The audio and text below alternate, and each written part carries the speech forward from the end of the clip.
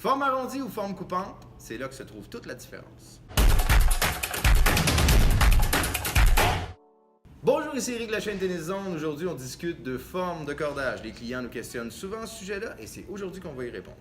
Alors ici, tout d'abord, on a un cordage qu'on va retrouver avec des formes, dans ce cas-là, on parle d'une forme octogonale ou hexagonale, coupante, ou une forme ou un cordage qui est texturé. Dans les deux cas, on répond aux mêmes besoins. On parle du joueur qui veut développer son effet.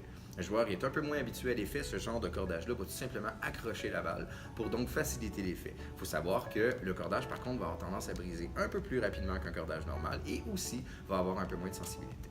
Par la suite, on retrouve la forme la plus populaire. Tu vois ça? C'est le type de cordage littéralement arrondi. On retrouve beaucoup ça au niveau des copolyester, mais aussi au niveau des multifilaments.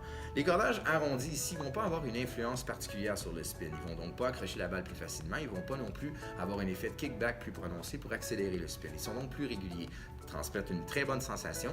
Ce genre de cordage-là est adressé aux joueurs qui littéralement aiment son spin, qui ne veut pas nécessairement changer quoi que ce soit à ce niveau-là. Ils n'ont pas non plus perdre de contrôle. Le troisième type de cordage, c'est le type de cordage, selon moi, le plus intéressant, qui va s'adresser aux joueurs de compétition ou aux joueurs qui ont un spin beaucoup plus élevé.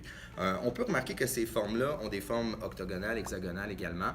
Par contre, elles sont arrondies. À ce moment-là, l'erreur que beaucoup de gens vont faire, c'est de penser que parce que c'est une forme hexagonale ou octogonale comme les autres, c'est fait pour accrocher la balle et c'est complètement faux.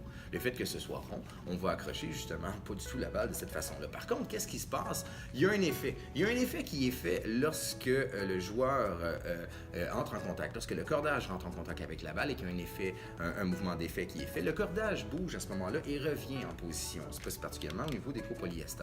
Lorsqu'on a cette forme-là arrondie, le retour en position devient beaucoup plus agressif, ce qui va faire littéralement pousser l'effet spin, ce qu'on appelle le kickback. Alors, ce que ça fait, en gros, littéralement, ce type de cordage-là vient accélérer le mouvement du spin. On peut voir ça un peu comme un stéroïde pour notre spin. Le même genre d'effet de mouvement, on va avoir un spin ou un effet beaucoup plus accéléré, beaucoup plus accentué avec ce type de cordage.